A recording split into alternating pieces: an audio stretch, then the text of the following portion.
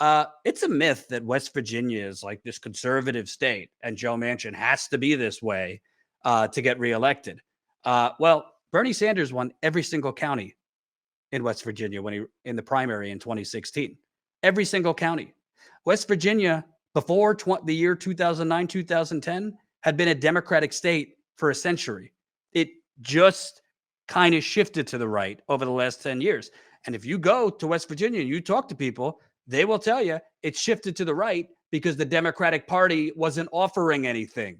The Democratic Party wasn't actually proposing or executing any policies for the people.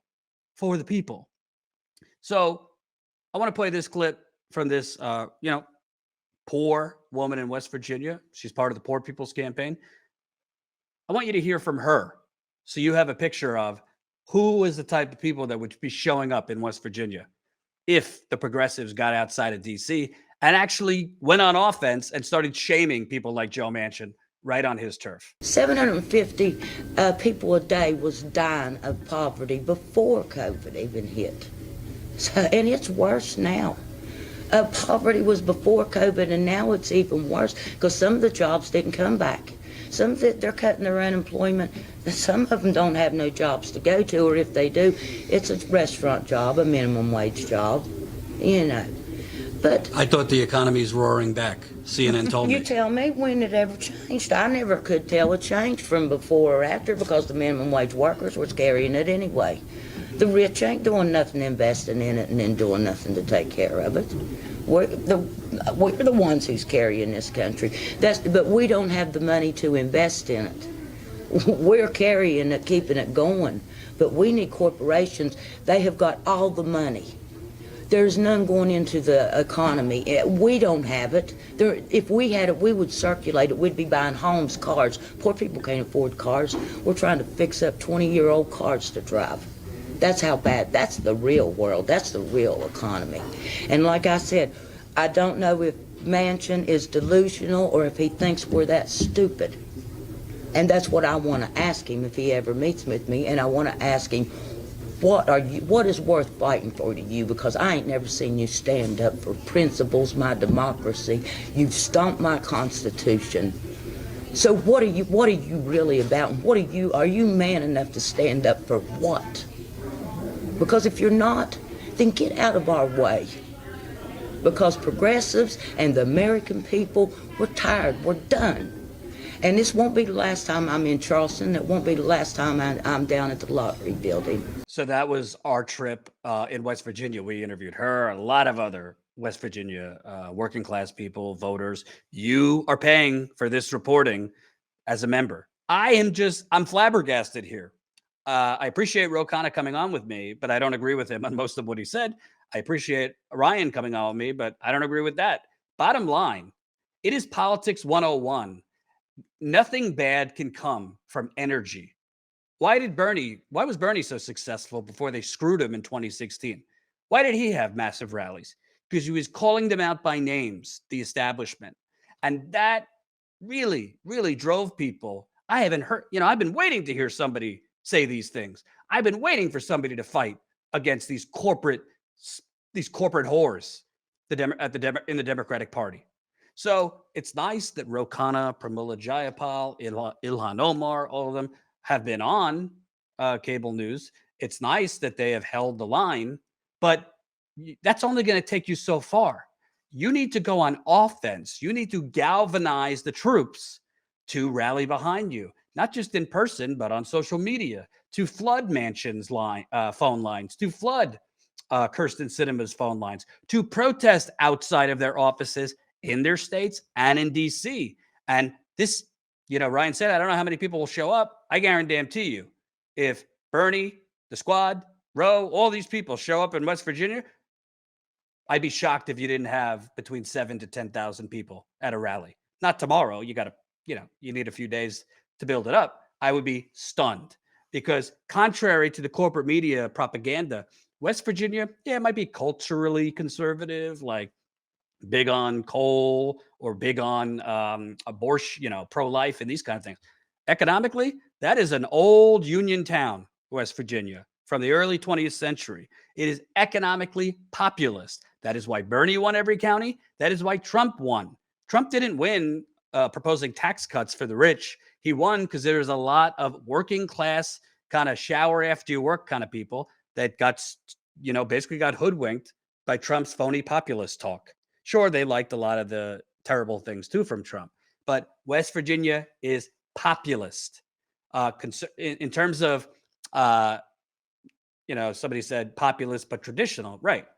Because culturally, I would say they're not, Black Lives Matter and, major pro-choice or anything like that. But on economics, every single thing in this reconciliation deal polls incredibly well. By the way, in 2018, Joe Manchin did not win re-election by a landslide. I think he won by a little over 2 points. So it just defies logic to me at this point. Go on offense, because the media, as we're about to play a mashup, the media is going to keep painting progressives as terrorists. They're going to keep painting them as, oh, they're willing to tank the deal. They're willing to get nothing. Well, if you keep just playing defense and continuing to go on all these shows and continue receiving the same exact propaganda and manufacturing of consent, rather than you setting the tone, you going on offense and having Manchin, Cinema have to react to you, the media would be forced to cover it. And I'm not just talking just showing up in West Virginia. I'm talking, why aren't more people being like Cori Bush? If you came late, let's play that clip one more time, Colin. Cori Bush did not mince words on Joe Manchin. Let's hear it again. This is absolutely absurd. We are talking about people's lives and livelihoods. We're talking about people who need relief now. We're talking about those who elected us to come here and bring home deliverables because some of them were already struggling pre-COVID. And for him to say that it's good enough to, let's push some things to the side. Let's lower this number. We want to make, those his requests. Are he talking about regular everyday people in our communities? Because if he's not, let me introduce him to some. And as a matter of fact, he can come and speak with me. I can tell him what it's like to be a regular everyday person needing the benefits that will come with a real reconciliation package, which we made. The deal was already, so the compromise was the 3.5 trillion. So if he just wants to talk to somebody about it, like, come talk to me and I'll tell you what it's like to not be able to pay for your child care, to not be able to pay for your medications and your rent at the same time. We can talk about what it's like to not be able to go to college because you cannot afford it. He and I can have that conversation, or he can come to my district and talk about it. This is the fact that one person who is not affected by what would come out of this Build Back Better Act. He's not affected by it personally, but the people in our communities all across this country are. They deserve a voice. The people have to win, and it is unconscionable that he can stand puffed up and hold the line on something that hurts people now, and to say that I'll toss you some crumbs right now and then hopefully you can say you ate. It's not good enough, and I won't stand for it. Thank you very much, Cori Bush. So why can't we get you on stage a little louder than that, right on Joe Manchin's doorstep? I don't know, people. Am I naive? Am I wrong? I don't understand. You have people like, and I've seen Cori Bush on the ground. I covered Black Lives Matter protests in 2017 on the ground for 3 weeks in St. Louis. That's when I met Cori Bush while she was still an activist. Hell, I got arrested covering a rally there, a protest there. My cameraman and I at the time, we were thrown in jail for 16 hours, I think it was, for the crime of covering a rally live. They rounded the journalists up, then the legal observers, then the protesters. But I've seen Cori Bush. I've seen her speak before Congress. She don't hold back.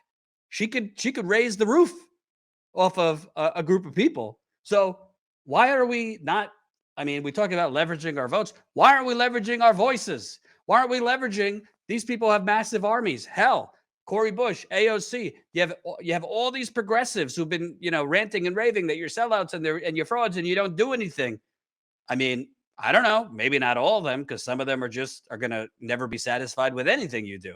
But there's a whole lot of them that have been looking for a fight, that have been looking to hear things like Cori Bush just said, that would be invigorated, almost taken out of political hibernation if they saw you outside of DC, taking it to Joe Manchin, taking it to Kirsten Sinema, taking it to any of these House moderates. They're all fucking Republicans and within the Democratic Party. Take it to them. So I don't know. I'm not a campaign manager here.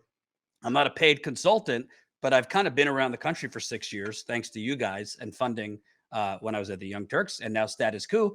And I got to tell you, energy, invigorating people, rallying the troops, that shit could translate to actual political achievement.